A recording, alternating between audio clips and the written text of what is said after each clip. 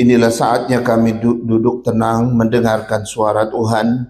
Hati kami yang selalu haus dan rindu dan lapar akan kebenaran, bila pada kesempatan ini hati kami boleh diisi dengan kebenaran Tuhan, dan kami mengalami perjumpaan secara pribadi dengan Tuhan melalui firman yang kami dengar. Biarlah kebenaran yang boleh disampaikan menjadi bagian dari kehidupan kami yang terpenting. Tuhan, berbicaralah kepada kami dengan leluasa atas otoritas dan pimpinan Roh Kudus-Mu saja.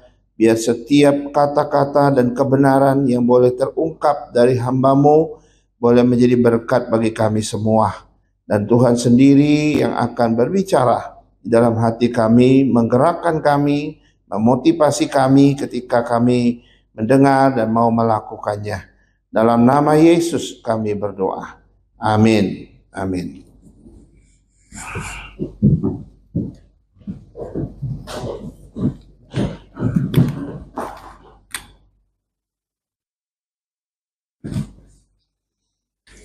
Ya, shalom saudara sekalian.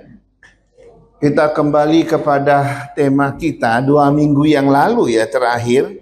Dan kita masih pada implementasi daripada karunia rohani gitu ya. Ini bagian yang keempat, seri yang keempat.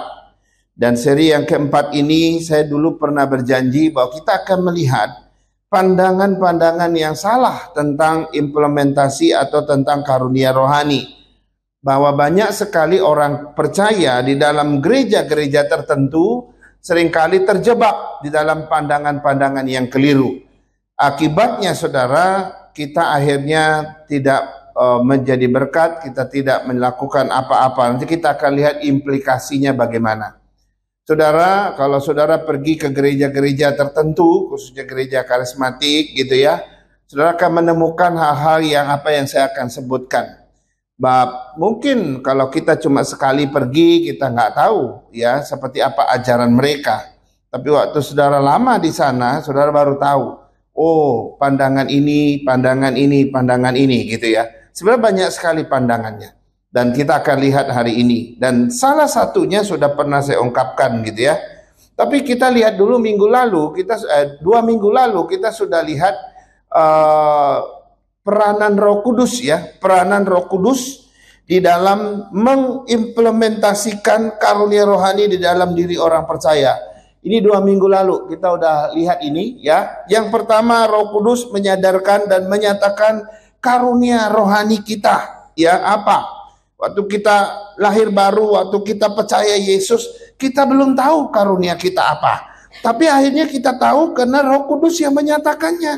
Roh Kudus yang menuntun kita ke situ, dan Roh Kudus juga yang memberikan kita dorongan, motivasi. Akhirnya saya tahu, oh itu ya karunia saya. Kemudian yang kedua, Roh Kudus juga yang mengaktifkan dan memberi kuasa untuk menggunakan karunia itu.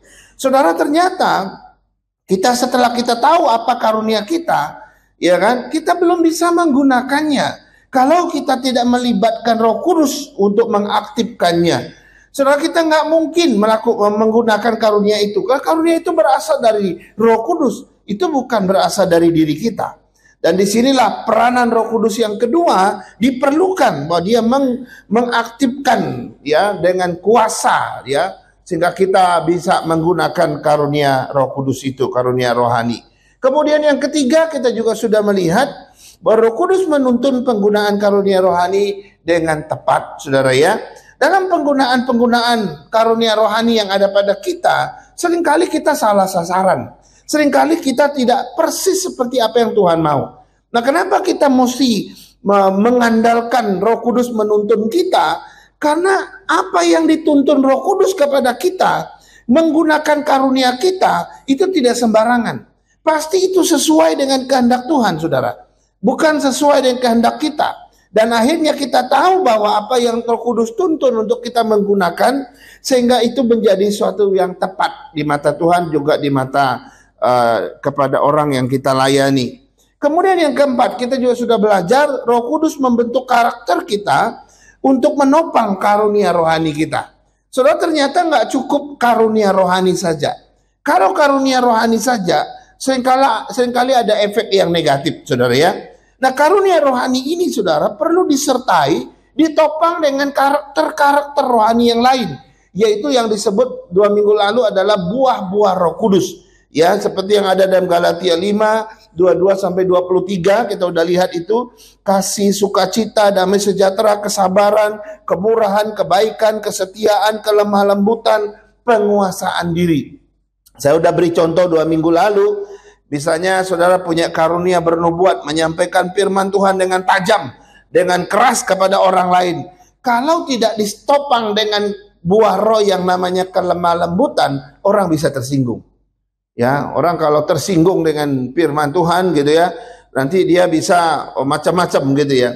Tapi engkau kalau menyampaikannya dengan kelembutan, ya kelembutan akan menopang daripada firman yang kita sampaikan, orang bisa terima dengan damai sejahtera. Ya, kita udah lihat itu ya. Nah, tanpa karakter-karakter ini sudah, atau buah Roh Kudus itu, maka karunia rohani yang kita gunakan dalam pelayanan itu terasa belum sempurna, belum sesuai dengan apa yang kita mau ya, apa yang Tuhan mau. Nah, disinilah Roh Kudus perlu membangun karakter kita. Kemudian yang kelima, kita udah lihat 2 minggu lalu, Roh Kudus juga memberi hikmat untuk kita menggunakan karunia rohani dalam konteks yang benar.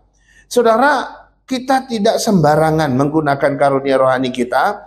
Kita kalau memang sudah menemukan karunia rohani kita, berdoalah dengan sungguh-sungguh dan minta Tuhan beri hikmat dan bijaksana bagi kita untuk memakainya, sehingga itu menjadi sesuatu yang menjadi dampak yang bagus bagi orang lain dan itu mempermuliakan Tuhan, saudara. Kadang-kadang kita harus menahan diri untuk tidak bicara. Kadang-kadang kita untuk menahan diri untuk kapan kita harus beraksi, melakukan sesuatu. Kita tunggu apa yang Tuhan bilang ya, sampai akhirnya kita melakukannya dan menggunakannya tepat pada waktunya dengan benar. Nah, hari ini saudara, kita melihat pandangan-pandangan yang salah terhadap karunia rohani. Ada beberapa pandangan yang keliru ya terhadap karunia rohani. Mari kita lihat yang pertama, saudara. Yang pertama adalah karunia rohani sudah tidak ada lagi. Nah, ini pernah saya khotbahkan di 2 bulan yang lalu, gitu ya. Di awal sekali tema ini muncul, saya hanya menyinggung yang pertama ini saja. Yang sisanya baru hari ini saya sampaikan. Karunia rohani ini sudah tidak ada lagi. Dan ini pendapat kaum sesasionisme. Saya sudah pernah bilang itu ya. Kaum sesasionisme ini, mereka percaya begini, karunia Roh Kudus itu, karunia-karunia rohani itu hanya pernah ada pada zaman para rasul saja. Hanya pernah ada pada awal-awal gereja lahir saja. Setelah itu, setelah yang sempurna hadir, maka yang tidak sempurna akan lenyap. Nah, mereka pegang ayat 1 Korintus 13 ayat 10. Jika yang sempurna itu tiba, maka yang tidak sempurna itu akan lenyap. Ya, ternyata apa yang mereka pegang di dalam ayat ini, yang mereka maksudkan yang sempurna itu adalah Alkitab. Karena pada abad pertama, saudara, pada abad pertama Alkitab sudah tersusun semua. Alkitab sudah ada semua. Alkitab sudah lengkap, tidak ada lagi setelah itu. Semua murid sudah, yang terakhir itu Wahyu, ditulis sama Rasul Yohanes. Nah, bagi kaum sesasionisme ini, mereka berpikir yang sempurna itu adalah Alkitab, firman Allah. Sekarang firman Allah sudah lengkap, firman Allah sudah sempurna, semua sudah ditulis, nggak ada lagi setelah ini. Selesai pada abad pertama. Maka karunia-karunia rohani bagi mereka sudah tidak ada lagi. Sejak itu hilang. Nah, ini pandangan yang keliru ya. Mereka mengklaim bahwa karunia-karunia itu ya hanya ada pada zaman itu saja, abad pertama. Nah, saudara, pandangan kaum sesasionisme ini bagi kaum Injil itu salah besar. Kenapa? Kalau kita belajar Alkitab, saudara, maka kita menemukan bahwa Roh Kudus tetap bekerja sampai hari ini.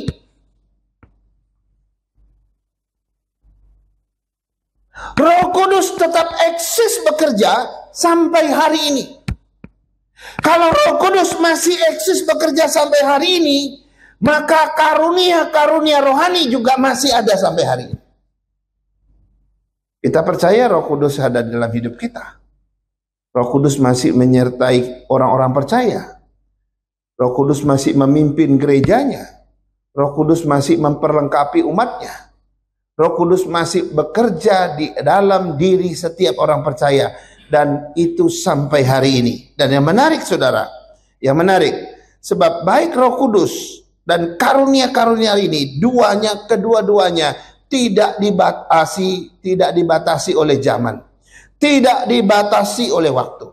Roh Kudus dan karunia-karunianya tidak dibatasi oleh zaman, oleh waktu, dan mereka bekerja sampai Tuhan Yesus datang.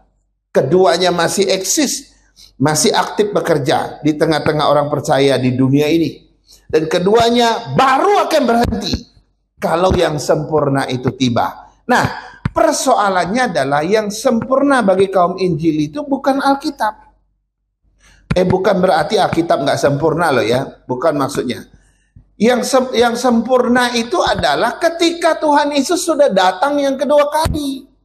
Kalau Yesus sudah datang kedua kali, berarti yang sempurna itu sudah datang, maka barulah semua karunia rohani kita nggak butuh lagi dan tidak diperlukan lagi. Itu sebetulnya yang dimaksudkan oleh firman Tuhan. Tapi kaum sesasionisme berpikir yang sempurna sudah tiba itu adalah tersusunnya Alkitab di abad pertama. Nah, di situ kelirunya mereka, saudara ya. Nah, karena itu saudara, masih ada nggak pandangan ini sampai hari ini? Masih ada. Ada gereja tertentu yang anti dengan karunia, saudara. Mereka pikir karunia itu apa? Kalau Roh Kudus boleh diterima lah. Tapi kalau karunia rohani itu apa sih? Kita nggak pernah lihat barangnya kayak apa. Ya, modelnya kayak apa, bentuk modelnya seperti apa, warnanya bagaimana. Kalau ada bunyinya, kita mau dengar bunyinya kayak apa. Mereka anti, saudara. Yang mereka percaya cuma Roh Kudus saja, dan semua hanya ada di dalam Roh Kudus, dan mereka nggak begitu percaya dengan karunia-karunia rohani. Ini pandangan yang pertama yang keliru, saudara. Sekarang kita lihat pandangan yang kedua. Pandangan yang kedua adalah karunia rohani adalah tanda kedewasaan rohani. Nah, coba ingat di kalimat ini baik-baik ya, karena ini sering kali diajarkan di gereja-gereja tertentu. Karunia rohani adalah tanda dewasa rohani. Kedengarannya baik ya. Kedengarannya ini sih nggak salah ya kedengarannya gitu ya. Seolah-olah kalau kita sekilas gitu sepertinya nggak ada masalah dong. Karunia rohani itu tanda dewasa rohani gitu ya. Nah, inilah yang membuat sebagian orang Kristen ya, kalau mereka mereka berpendapat bahwa karunia-karunia yang mereka punya itu tandanya mereka dewasa rohani. Nah, apalagi, nah ini ada apalaginya nih. Apalagi kalau orang itu memiliki karunia-karunia yang spektakuler. Karunia-karunia yang hebat, yang dianggap hebat. Misalnya karunia mujizat. Dia bisa bikin mujizat, ya kan? Lempar tongkat langsung jadi ular. Ya misalnya kayak Musa gitu ya. Bisa bikin mujizat kesembuhan. Orang lumpuh bisa berjalan, orang buta bisa melihat. Wah, ini orang tanda dewasa rohani. Langsung orang akan bilang begitu. Dan dia akan bilang, ini loh tanda orang yang dewasa rohani, bisa buat mujizat loh, bisa sembuhkan orang loh. Kedengarannya nggak salah ya. Sepertinya sesuatu yang nyambung gitu ya. Atau mereka bisa bahasa roh. Wah, kalau di gereja itu gitu ya, kalau ada yang bisa bahasa roh, ini orang tandanya dewasa rohani. Akhirnya gereja yang menganut pandangan ini, saudara, mereka mewajibkan semua harus bisa bahasa roh. Sebab itu tanda dewasa rohani. Kalau kamu nggak bisa bahasa roh, pendetanya bilang kamu belum dewasa rohani, gitu ya. Nah, saudara, apa begitu kebenaran firman Tuhan? Bahwa orang yang punya karunia rohani adalah tanda seseorang yang sudah dewasa rohani. Saudara, waktu kita melihat Alkitab, justru Alkitab berkata yang berbeda. Tidak sama dengan pandangan ini, saudara. Bahwa karunia rohani bukanlah tanda seseorang dewasa rohani. Karunia rohani bukanlah tanda seseorang mengalami kedewasaan rohani. Bukan. Karunia rohani juga bukan hasil dari dewasa rohani. Ini dua hal yang berbeda ya. Saya mau katakan pelan-pelan. Karunia rohani bukan tanda saya sudah dewasa rohani. Bukan. Yang kedua, karunia rohani juga bukanlah hasil dari kedewasaan rohani saya. Ya, karena saya belajar dewasa rohani, baca Alkitab tiap hari, pelayanan, gitu ya. Saya akhirnya dewasa rohani, makin dewasa. Tiba-tiba ada hasil yang lain, muncul karunia-karunia. Bukan. Saya mau pelan-pelan di sini, ya, supaya kita nggak mudah disesatkan, ya. Karunia rohani bukan tanda dewasa rohani, juga bukan hasil dari dewasa rohani. Kalau begitu apa? Karunia rohani merupakan pemberian anugerah dari Tuhan sendiri. Tidak ada kaitannya dengan karunia kedewasaan rohani kita. Itu pure hanya anugerah Tuhan yang berikan. Tuhan menganugerahkan karunia rohani dalam kita. Saya baca 1 Korintus 12 ayat 11. Tetapi semuanya itu dikerjakan oleh Roh yang satu dan yang sama, yang memberikan karunia kepada tiap-tiap orang secara khusus seperti yang dikehendakinya. Ayat ini mengatakan karunia itu diberikan oleh Roh Kudus pada tiap-tiap orang sesuai dengan kehendak daripada Roh Kudus itu sendiri. Itu bukan hasil dewasa rohani saya, itu juga bukan tanda saya dewasa rohani. Baik, saudara ya. Jadi jelas ya. Nah, kalau begitu tanda dewasa rohani itu apa, Musa? Apakah karunia rohani bukan salah satunya? Tidak, saudara. Justru kita menemukan bagian yang lain. Tanda seseorang dewasa rohani, itulah yang tertulis dalam Galatia 5 ayat 22 sampai 23. 9 buah Roh Kudus itulah tanda dewasa rohani. Yaitu ada kasih, ya, ada sukacita, ada damai sejahtera, kesabaran, kemurahan, kebaikan, kesetiaan, kelemah lembutan, penguasaan diri dan sebagainya. Belum lagi bicara tentang nanti ketaatan kepada Tuhan, kesetiaan kepada Tuhan, karena di situ ada kesetiaan juga. Bicara tentang ketaatan juga. Itu adalah tanda seorang yang dewasa rohani, bukan karunia rohani. Jadi kalau kita mau melihat seseorang dewasa rohani, lihatlah kasihnya seperti apa. Lihatlah sukacitanya seperti apa. Bukan melihat karunianya. Karunia tidak ada kaitan dengan dewasa rohani. Karunia rohani itu anugerah Tuhan untuk orang itu. Pemberian Tuhan secara cuma-cuma. Itu yang kedua. Sekarang kita lihat yang ketiga. Pandangan yang salah yang ketiga adalah karunia rohani tertentu lebih penting daripada karunia yang lain. Saudara, di gereja tertentu itu mereka akan bilang, wah, ini karunia yang lebih penting daripada karunia yang lain. Mereka akan bilang begitu. Atau ini karunia yang lebih utama daripada yang lain, gitu ya. Atau ini karunia yang lebih hebat daripada karunia yang lain. Atau ini karunia yang lebih lebih tinggi daripada karunia yang lain. Mereka mulai mengotak-atik gitu ya, membeda-bedakannya. Nah, saudara, karunia yang dianggap lebih hebat, lebih tinggi, lebih penting, lebih utama itu biasanya selalu 3 hal. Yang pertama, karunia mujizat, seperti yang saya bilang tadi. Selalu itu dianggap lebih hebat, lebih penting, lebih tinggi, lebih utama. Karunia kesembuhan. Dan yang ketiga, karunia bahasa roh. Aneh kan? Selalu 3 ini yang dianggap lebih hebat, lebih tinggi, lebih penting, lebih utama daripada karunia-karunia yang lain. Sehingga mereka buat satu kesimpulan, bahwa karunia rohani tertentu itu lebih penting daripada karunia yang lain. Kan aneh kan? Nah, ketiga karunia ini, saudara, kenapa sering dianggap lebih penting, lebih utama, lebih tinggi daripada yang lain? Karena dianggap 3 karunia ini sangat menakjubkan, sangat menghebohkan, gitu ya. Dan ini satu sesuatu yang membuat orang bisa terkesima, terpesona kalau lihat karunia itu. Ya, sementara karunia melayani nggak pernah dilihat. Ada makanan tumpah di tengah sini. Ya, langsung ada yang berdiri. Ya, misalnya makanan yang tumpah itu dibawa sama Apin ya, nggak apa-apa ya Pin ya, kamu bawanya. Si Apin bawa makanan dari belakang gitu ya, entah terhantuk sama tiang tengah itu, langsung jatuh, wah tumpah.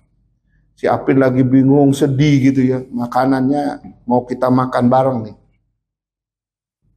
Tiba-tiba si Gio berdiri, Alicia, tolong ambil sapu sama sendoknya itu apa namanya? Hah? Baki itu ya untuk ditaruh itu apa namanya itu? Bingung apa? Ya itulah. Alicia tolong Alicia. Terus si Gio nyambung lagi sama si Wanda. Wanda, kamu ambil kain pel sama itu ya, air ya di ember. Langsung mereka dua pergi gitu ya. Terus datanglah siapa ini ya? Si Joel aja lah. Si Joel datang kepada si yang tumpahin tadi, siapa, si Apin gitu ya. Kok nggak lihat itu ya tadi ya? Gitu ya. Aku sih asik tadi puter-puter lihat kiri kanan, aku tabrak gitu kan. Wah, lain kali kalau datang bawa makanan kayak gini, mesti hati-hati. Ya, jadi mestinya Koko pelan-pelan saja lihat ke depan, jangan lihat noleh kanan, noleh kiri. Saudara, dalam peristiwa ini, saudara bisa lihat enggak peranan beberapa karunia? Ya, waktu terjadi barang itu tumpah, si Gio berdiri, tolong ambil ini, tolong ambil ini. Gio sedang mempraktekkan karunia memimpin atau manajerial. Dia langsung, kamu ini.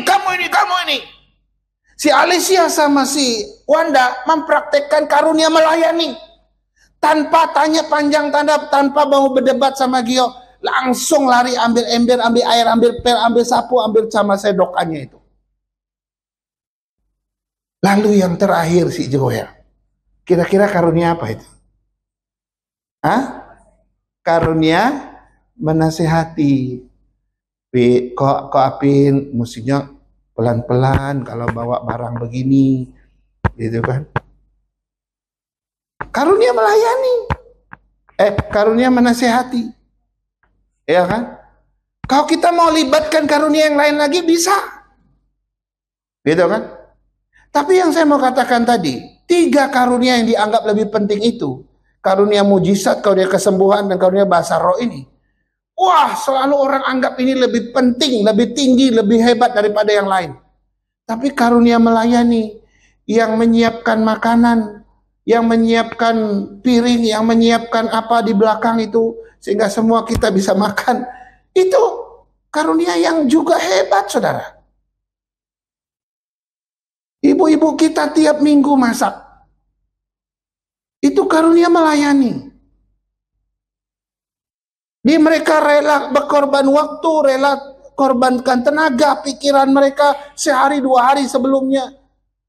Sampai mereka bingung bagaimana caranya. Hari Minggu tinggal kita nikmati. Karunia melayani sudah melayani kita. Karena itu saudara, dalam pandangan ini tidak ada karunia yang lebih penting daripada karunia yang lain. Ya. Maka kalau kita belajar firman Tuhan, saudara, karunia rohani itu sama pentingnya dan bersifat saling melengkapi satu sama lain. Kayak cerita tadi itu. Kalau Apin sendiri mengalami musibah, semua yang lain nonton aja. Itu peristiwanya aneh nggak? Aneh. Semua orang nggak bergerak, diam aja. Dia juga ya nanti yang pergi cari embernya, pergi cari sapunya, dia juga yang bersihin sendiri. Semua kita nonton aja. Itu mengerikan nggak? Mengerikan, saudara. Tapi coba kayak tadi itu, ringan barang itu selesai. Beres dengan cepat, ringan sekali beban itu. Karena semua orang menggunakan karunia-Nya. Jadi di sini kita melihat sesuatu yang yang menarik gitu ya. Bahwa karunia itu semuanya sama penting. Karunia itu semuanya saling melengkapi. Tidak berdiri sendiri-sendiri. Tidak, saudara. Contohnya, di dalam Alkitab itu diilustrasikan bahwa kita ini seperti tubuh. Seperti tubuh Kristus ya, tapi kita juga diumpamakan seperti tubuh. Ya, di dalam tubuh itu ada banyak. Ya, ada mata, ada telinga, ada hidung, ada mulut, ada gigi, ada apa lagi? Ada apa lagi ya? Ada tangan, ada kaki, ada jari dan sebagainya. Waktu otak bilang, perut bilang sama otak, tak, kenapa Rut? Bukan Pak Rudi ya. Tak, kenapa? Tak, gitu kan? Kenapa Rut? Aku lapar. Oh lapar? Iya.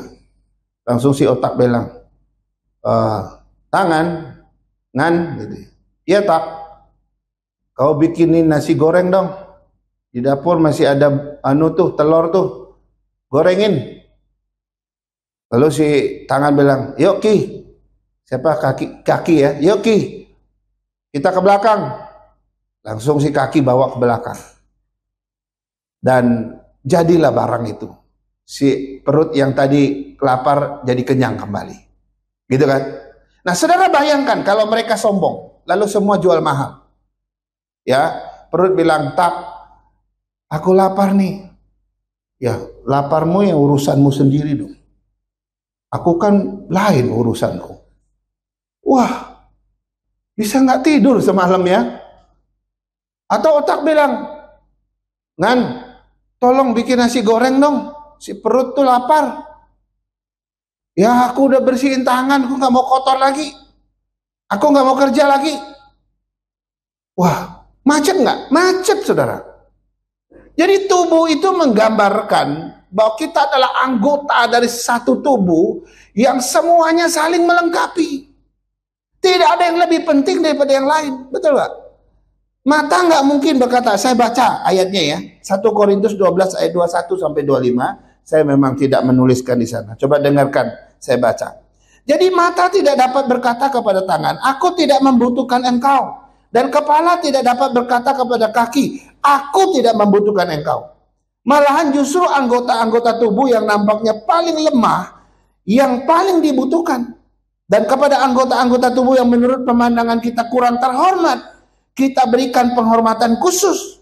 Dan terhadap anggota-anggota yang tidak elok, kita berikan perhatian khusus. Hal itu tidak dibutuhkan oleh anggota-anggota kita yang elok. Allah telah menyusun tubuh kita begitu rupa, sehingga kepada anggota-anggota yang tidak mulia diberikan penghormatan khusus, supaya jangan terjadi perpecahan dalam tubuh, tetapi supaya anggota-anggota yang berbeda itu saling memperhatikan. Sudah bisa lihat ya, sinergi yang terbentuk di dalam semua ini. Bayangkan tadi kalau mereka sombong, tidak mau mementingkan diri sendiri, mereka nggak mau bekerja, mau melakukan sesuatu, ya tidak akan terjadi apapun di situ, macet gitu ya. Ya karena itu kita jangan meremehkan karunia seseorang yang mungkin tidak terlihat. Misalnya ya, seorang ibu misalnya yang melayani di belakang layar, itu sama pentingnya dengan si pendeta yang khotbah di mimbar. Sama pentingnya. Pengkhotbah di mimbar dia sedang menggunakan karunia dia. Si ibu yang di belakang layar, yang memasak mungkin, yang menyiapkan segala sesuatu, yang mengajar anak-anak kecil-kecil, ya yang anak-anak itu juga susah ditertibkan gitu ya, anak-anak guru sekolah minggu. Itu juga sama pentingnya. Nggak ada yang lebih penting, nggak ada yang lebih hebat daripada yang lain. Nah, gereja Injili tidak demikian. Sekarang kita lihat yang keempat. Pandangan yang keempat adalah karunia rohani adalah untuk kepentingan pribadi. Nah saudara, banyak orang berpikir, loh kan Tuhan kasihnya untuk saya, berarti itu kan untuk kepentingan saya. Tuhan kasih karunia untuk kepentingan, untuk untuk saya, berarti ini untuk kepentingan pribadi saya. Itu keliru, saudara. Ya, kalau akhirnya mereka punya pandangan kayak begini, makanya jangan heran. Kalau orang yang berpikir Tuhan kasih karunia untuk saya, berarti untuk kepentingan pribadi saya, maka yang muncul nanti adalah mereka suka pamer. Tuh, lihat kan, karuniaku lebih hebat dari kamu kan? Tuh, karuniaku lebih bagus kan daripada kamu punya, gitu kan? Akhirnya mereka sombong, mereka mencari nama di situ. Dan bisa juga mereka mencari keuntungan, saudara. Saudara, ada satu guru SMP di Kalimantan Utara. Beliau sudah meninggal beberapa bulan yang lalu. Dia punya karunia menyembuhkan, saudara. Saya juga melihat langsung. Ya, tapi orang yang nggak sembuh juga ada, gitu ya. Nggak selalu semua yang didoakan pasti sembuh, enggak. Tapi ada yang sembuh, iya. Semua orang kenal dia sekabupaten kita. Bahkan dia ke kabupaten sebelah. Nah, saudara, awalnya saya positif memang dengan dia. Ya, dulu ada satu ibu dari Kalimantan ke Jakarta tinggal dengan kami waktu kami di apartemen. Dia sakit jantung. Waktu dia sampai di Jakarta, mukanya pucat. Dia nggak bisa tidur telentang. Dia mesti tidur miring, baru dia enak. Jadi waktu dia lagi cek urusan di Rumah Sakit Jantung Harapan kita itu, saya nemani mereka beberapa kali lah. Akhirnya mereka cari kos di situ, lalu mereka tiap hari konsultasi gitu ya, urusan macam-macam asuransi yang harus mereka pakai dan sebagainya. Nah, kira-kira dokter sudah periksa satu kali, dokter bilang memang jantungnya bermasalah. Dan itu sudah terlihat di komputer, mereka sudah tulis di situ hasilnya. Jadi satu-satunya cara adalah operasi, cuma harus nunggu waktu, jadwal. Saudara, satu malam sebelum mau dicek yang terakhir kali untuk mau dipastikan buat jadwal berikutnya itu, saya ke sana. Waktu saya ke sana, mereka dua mau telepon si bapak itu yang punya karunia kesembuhan itu. Dan saya memang sudah kenal dia juga.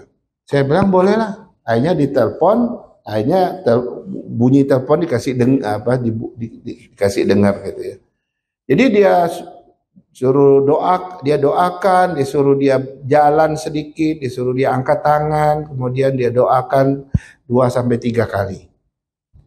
Saudara, pulang saya dari besuk itu, malamnya, ini cerita mereka berdua, dia tidur enak sekali, nyenyak sekali, dan anehnya dia sudah bisa tidur telentang. Kau begini tadi nggak bisa, begini nggak bisa, hanya bisa begini. Sekarang dia sudah bisa begini. Besoknya dia cerita, saya tidurnya enak banget gitu. 2 hari kemudian saya ke sana, wajahnya juga sudah merah, nggak pucat kayak sebelumnya. Saya bilang, ya percaya nggak percaya gitu ya, tapi ya udahlah kita percaya saja. Berarti Tuhan buat mujizat lewat Bapak itu. Dan ini bukan cerita satu kali, banyak orang cerita tentang bapak itu. Begitu. Ya. Tapi saudara, belakangan, setelah belakangan gitu ya, saya lihat bapak ini mulai ada sesuatu yang menurut saya kurang bagus lah. Karena orang sering panggil dia doa, orang panggil dia doakan, orang kasih amplop, betul ya. Nah, lama-kelamaan motivasinya kelihatannya karena amplop itu.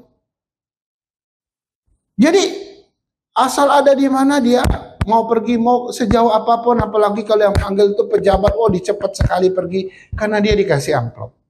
Maka ini yang saya bilang tadi, kalau kita berpikir karunia itu adalah milik pribadi saya, gitu ya, untuk kepentingan pribadi saya, salah satu efeknya adalah kita akan mencari keuntungan pribadi,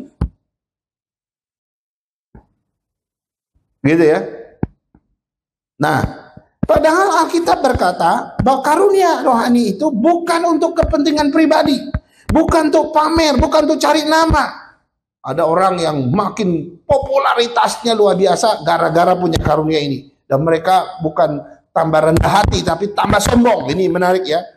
Dan mereka cari keuntungan di situ. Tetapi Alkitab berkata adalah semua karunia dipakai untuk membangun tubuh Kristus, untuk kepentingan bersama, bukan untuk kepentingan pribadi.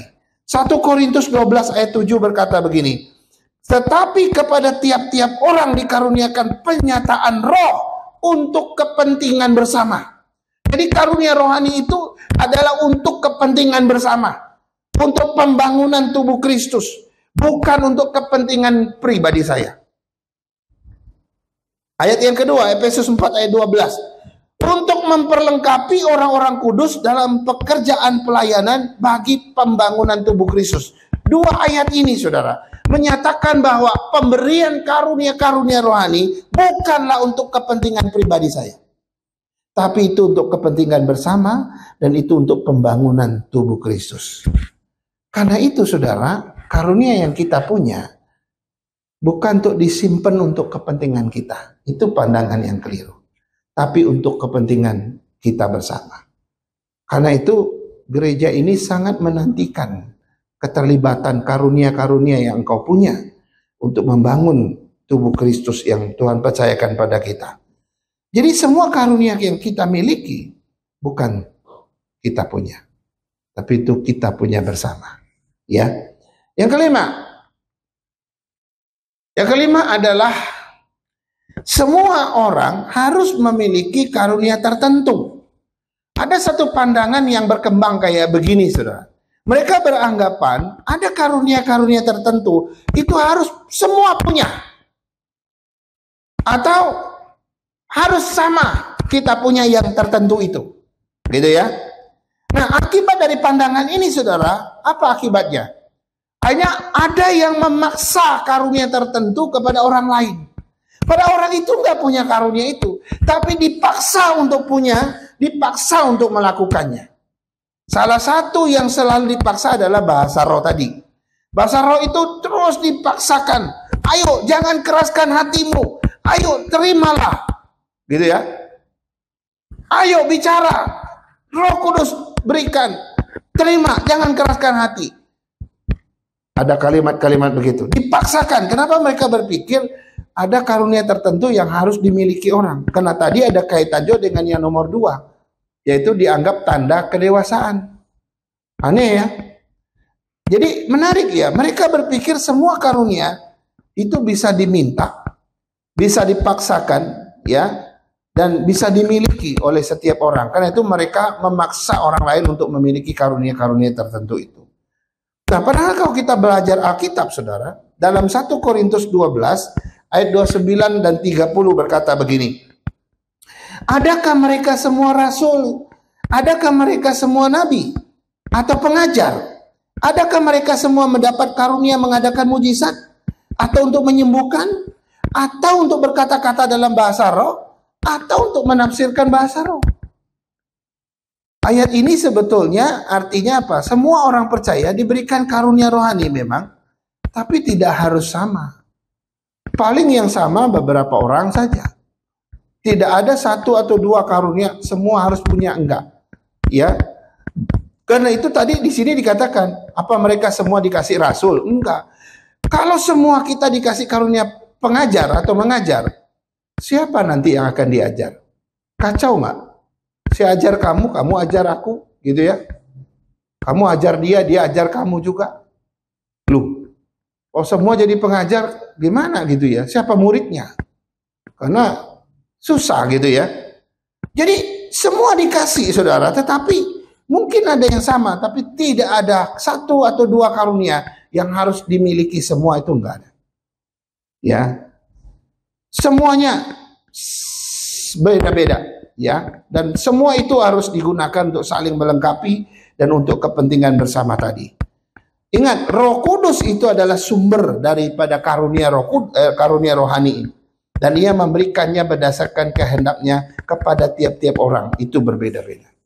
Yang kedua, karunia rohani bisa dipelajari seperti keterampilan.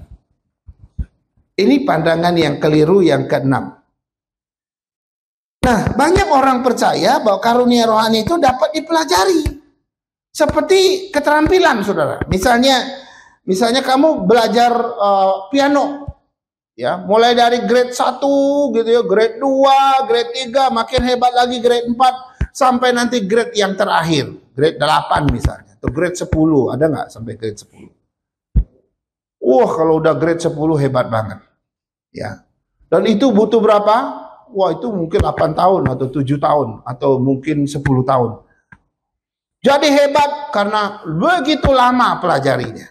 Ya. Dari yang tidak bisa menjadi bisa. Dari yang tidak terampil menjadi terampil. Dari yang tidak ahli menjadi ahli. Dari yang tidak bisa, masih kaku, jadi lincahnya luar biasa. Kayak Maria tadi. Misalnya. Itu kan keterampilan.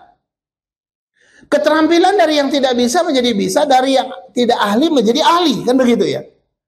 Jadi mereka beranggapan asalkan banyak latihan, asalkan ikut kursus, asalkan banyak belajar dengan pendeta di gereja, gitu ya, maka seseorang bisa memiliki karunia rohani. Wah, kalau ini benar saya juga senang nih. Nanti saya bilang, ayo siapa yang mau kursus bahasa roh sama saya? Ada kamusnya nih. Ya, nggak usah bayar deh. Yang penting bawa martabak saja. Iya kan? Wah, hebat banget saudara. Apa karunia itu seperti itu?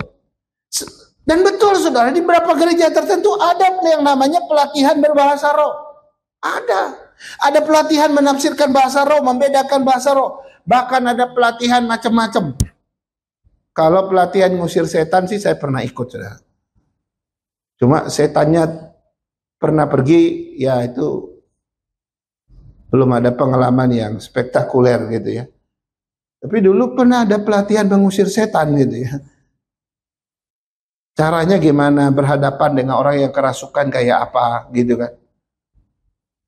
Tapi ini karunia rohani. Nah, firman Tuhan justru berkata lain. Karunia rohani itu anugerah dari Tuhan, pemberian dari Roh Kudus kepada kita. Dan pemberian ini saudara bukan hasil latihan manusia. Karunia rohani ini bukan hasil kursus di gereja. Karunia rohani ini bukan hasil belajar dari para pendeta. Karunia rohani ini bukan teknik atau metode dari manusia. Tidak. Karunia rohani itu bersifat supranatural. Dan itu diberikan oleh Roh Kudus. Dan beberapa bulan yang lalu saya sudah pernah bilang, segala sesuatu yang supranatural berada di dalam area spiritual. Dan semua yang ada di dalam area spiritual hanya bisa digerakkan, hanya bisa dimobilisasi oleh Allah sendiri, yaitu Roh Kudus. Nah, itu bedanya, bukan manusia. Karena itu kita nggak bisa belajar karunia ini diberikan. Tapi diasah iya, digunakan dengan terbiasa iya. Tapi belajar karunia itu sampai yang dari tidak punya menjadi punya, itu bukan. Sebab itu adalah pemberian dari Roh Kudus sendiri untuk kita. Jadi jangan berharap mau kursus sama Muse, mau belajar dengan Muse, mau belajar apa lagi. Jadi karunia rohani bukan kayak keterampilan. Yang ketujuh, ya, yang ketujuh, karunia rohani sama dengan bakat alami. Nah, ini kan sering kita perdebatkan ya. Muse sama nggak sih karunia rohani dengan bakat? Nah, sini kita coba lihat ya. Saudara, akibat orang bilang, oh karunia rohani itu sama kok dengan bakat rohani, gitu ya. Akibat pandangan itu saudara, akhirnya mereka berpendapat gini, orang yang bisa nyanyi dari sejak kecil, berarti itu karunia dia. Itu karunia rohani, gitu ya. Orang yang bisa main musik sejak kecil, begitu lahir langsung minta piano gitu ya. Dan bisa main, wah itu karunia rohani gitu ya. Kalau ada yang kayak gitu ya. Orang yang dari kecil bisa menggambar, bisa melukis gitu ya. Wah ini karunia rohani dia. Jadi mereka menyamakan bakat dengan karunia rohani. Orang dari kecil langsung bisa berbahasa, bermacam-macam bahasa. Begitu lahir langsung bahasa Inggris dengan maknya. Oh maknya nggak bisa bahasa Inggris. Gitu ya. Tapi karunia berbahasa, bakat berbahasa kita bilang, oh itu karunia rohani. Tidak sama saudara ya. Bakat yang kita miliki sejak kecil, semakin besar, semakin dewasa, bakat itu semakin tumbuh dalam diri kita. Bakat alami ini akan muncul dan akhirnya menjadi sebuah keterampilan kita yang luar biasa. Nah, kalau bakat ini sejak lahir kita punya gitu ya, maka karunia rohani itu diberikan sejak kita lahir secara rohani. Saya ulangi ya. Kalau bakat-bakat itu, ya, bakat alami kita itu, kita memilikinya sejak kita lahir secara jasmani, maka karunia-karunia rohani itu kita miliki sejak kita lahir secara rohani. Waktu kita percaya Tuhan, bertobat, terima Yesus, maka sejak itu karunia-karunia diberikan. Tapi waktu kita lahir secara jasmani, memang ada orang yang sudah diberikan bakat-bakat tertentu. Gitu ya. Jadi bakat dengan karunia itu dua hal yang berbeda. Bakat bisa dipelajari, karunia nggak bisa. Karena karunia itu pemberian dari Tuhan. Nah, tetapi, ada kata tetapi. Bakat alami kita bisa dipakai seperti karunia rohani. Ya, saya nggak mau pakai istilah ini. Oh, bakat alami kita bisa menjadi karunia rohani. Itu keliru. Ya, ada orang yang sering berkata begitu. Oh, kamu punya karunia menyanyi ya. Wah, luar biasa ya, bakat alami kamu bisa jadi karunia kamu. Itu istilah yang keliru. Ya, bakat alami kita bisa dipakai seperti karunia rohani, bisa. Ya, misalnya ketika engkau seorang yang berbakat menyanyi begitu bagus. Lalu bakatmu ini kamu bilang, Tuhan, saya persembahkan bakat saya ini untuk memuliakan Tuhan. Saya siap jadi WL, jadi singer, atau menyanyikan lagu-lagu tertentu pada saat-saat ibadah sehingga orang lain diberkati, dikuatkan dengan pujian yang saya naikkan. Itu dipakai seperti karunia rohani. Ada di sini yang punya bakat menyanyi? Yang kedua, orang yang punya bakat bermain musik.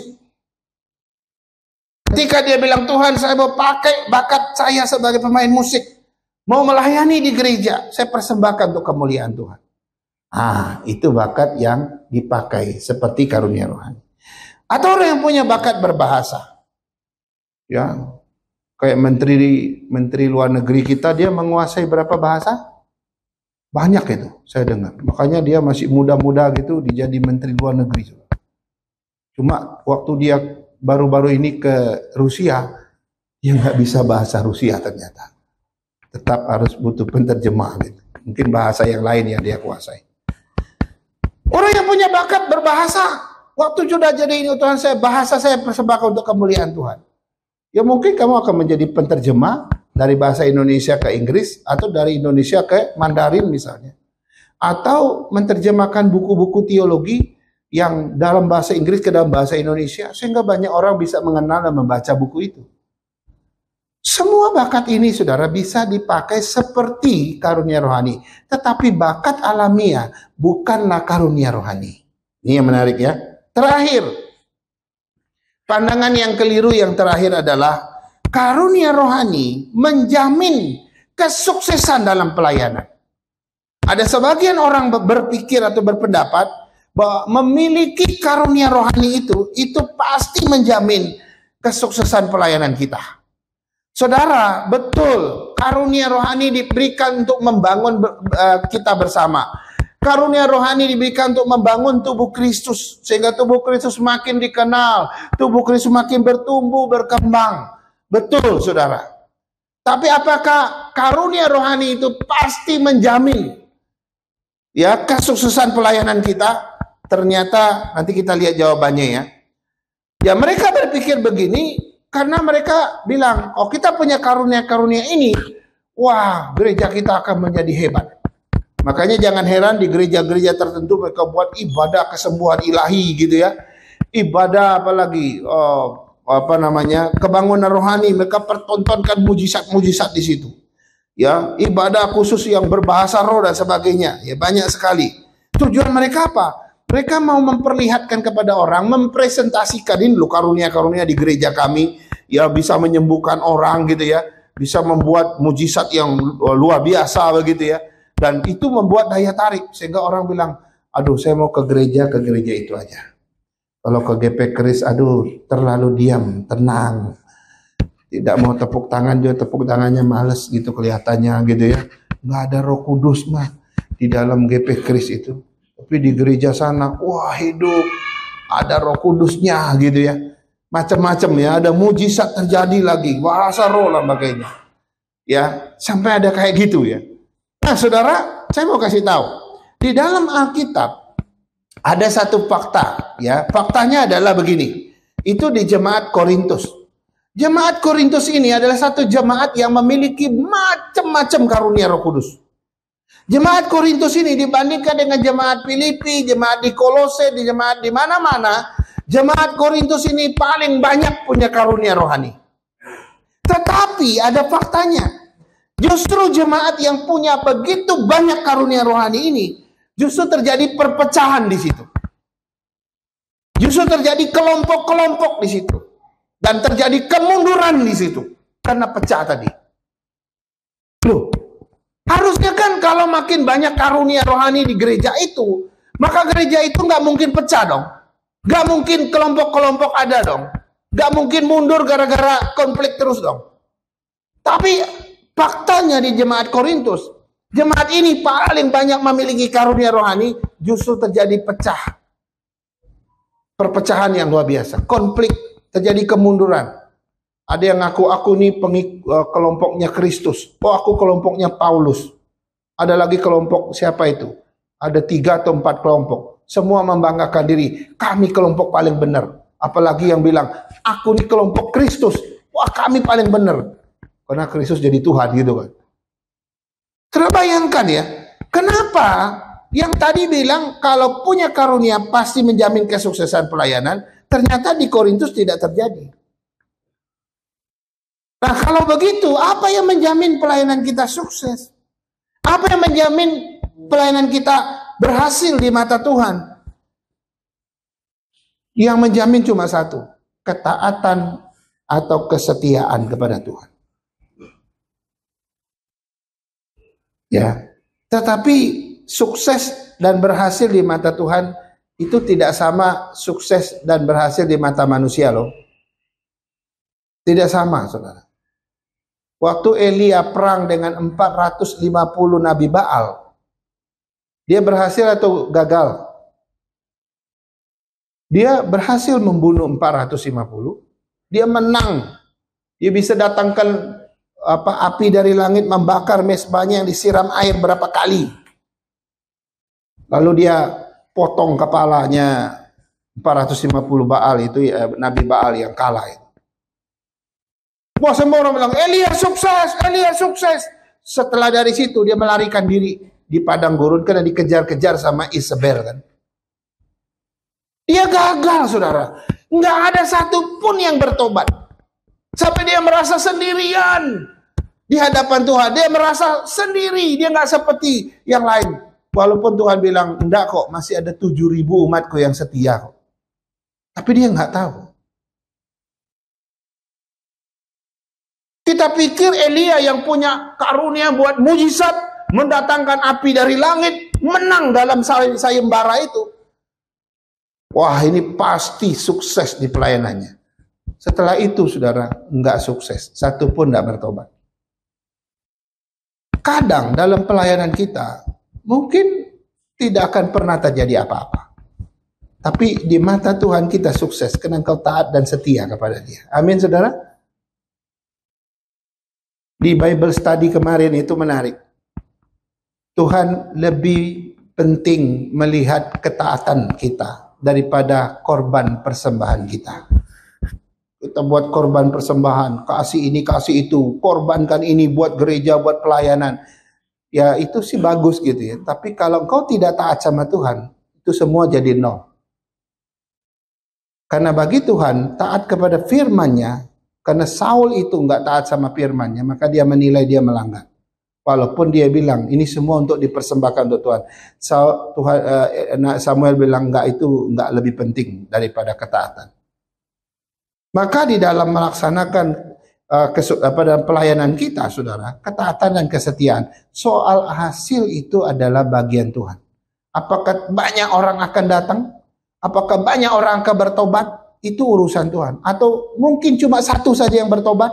Atau mungkin tidak ada satupun yang bertobat? Tapi kau melakukan pelayanan itu dengan taat dan setia, kau sudah sukses dan berhasil. Walaupun mungkin hasil belum ada. Ada satu gereja di Bali. Kau pernah dengar gereja, saya lupa nama gereja ini. GSRI, pernah dengar GSRI? Yang ada di Kebayoran Lama. Dulu Pak Pendeta Made, Dr. Made itu pernah jadi presiden GSRI sedunia. Tahu Pendeta Dr. Made itu berasal dari mana? Dia berasal dari satu gereja kecil yang ada di pedalaman Pulau Bali. Itu di atas, di dekat pegunungan. Gereja itu berpuluh-puluh tahun, anggotanya nggak pernah sampai 50, nggak pernah. Antara 30, 40, 30, 40. 30, 40, 34. Nggak pernah menyentuh 50. Bahkan 100 pun nggak pernah. Gereja kecil di atas sana. Sampai sekarang dalam kesaksian dia waktu itu, gerejaku itu masih 30 lebih orang anggotanya. Kalau orang lihat gereja itu, iya ya, di gereja ini nggak bertumbuh ya. Dari dulu berapa puluh tahun, wow, udah 60 tahun, 70 tahun nih gereja. Anggotanya segini aja, iya segini aja. Orang lupa, ada beberapa orang dari gereja itu jadi orang besar di Jakarta, di seluruh dunia juga ada. Salah satunya Pak Made, Pendeta Dr. Made ini, Made Mastra itu dia jadi presiden gereja GSRI seluruh dunia. Berasal dari gereja yang kecil. Ya. Jadi kesuksesan pelayanan itu urusan Tuhan. Kau lakukan pelayanan dengan taat dan setia, itu urusan kita. Karunia kita tidak menjamin kau sukses atau tidak di dalam pelayanan itu. Seperti Elia. Implikasinya buat kita, saudara. Ada implikasi buat kita. Yang pertama, kalau kita memiliki pandangan yang salah terhadap yang namanya karunia rohani, maka implikasi pertama adalah kita akan gagal membangun tubuh Kristus dengan seimbang. Karena kita nggak paham. Hanya kita membangun tubuh Kristus itu nggak seimbang, saudara. Ya, yang kedua, kalau pandangan kita salah, kita juga bisa terjebak dalam kesombongan rohani atau iri hati. Karena kita pandangannya aneh-aneh tadi, wah kita jadi sombong karena punya karunia tertentu. Atau kita jadi iri hati dengan seseorang yang lebih hebat dari kita. Implikasi yang ketiga, menjadi batu sandungan nanti dalam pelayanan. Karena kita cari muka, cari nama. Akhirnya orang bilang, ini kenapa sih Bapak ini? Tapi kalau pandangan kita benar terhadap karunia rohani, maka kita akan menjadi berkat yang nyata bagi gereja. Kau akan menjadi berkat, kau berdampak bagi siapapun juga di dalam gereja ini. Atau kepada orang lain, kepada teman dan komunitasmu, kau akan menjadi berkat. Yang ketiga, kau akan tumbuh dalam kerendahan hati dan cinta kasih. Kalau kau punya pandangan yang benar, kau tumbuh dalam kerendahan hati. Dan juga dalam kasih. Yang ketiga, kalau engkau punya pandangan yang benar tentang karunia rohani, kau akan menjadi alat Roh Kudus yang menyentuh dunia, yang menyentuh hati setiap orang, yang menyentuh orang lain. Ya, karena karuniamu itu kau gunakan dengan kerendahan hati, gunakan untuk kemuliaan Tuhan dengan motivasi yang benar, maka karunia itu akan menyentuh banyak orang. Kiranya Tuhan menolong kita, mari kita berdoa. Segala pujian dan hormat kami naikkan kepadamu ya Tuhan. Karena pemberitaan firman Tuhan boleh kami dengarkan. Kau sudah berbicara kepada kami, kau sudah memimpin kami, panjang lebar tentang karunia rohani ini. Mulai dari pengertiannya sampai kepada implementasinya. Dan kami masih akan lihat bulan depan kelanjutannya tentang faktor-faktor pendukungnya sehingga karunia rohani kami benar-benar maksimal di dalam diri kami. Tuhan, tolong kami yang sederhana ini, yang kecil ini, yang tidak hebat ini, kami mohon supaya Tuhan menganugerahkannya kepada kami. Itu bukan tanda atau hasil dari dewasa rohani kami, tapi itu pemberian Allah buat kami. Jauhkan kami dari pandangan-pandangan yang salah, biar kami memiliki pandangan-pandangan yang benar sesuai dengan kebenaran firman Tuhan, sehingga kami boleh menjalani kehidupan kami dengan menggunakan karunia rohani kami dengan tepat dan benar pula. Dalam nama Yesus kami berdoa dan mengucap syukur. Amin. Amin.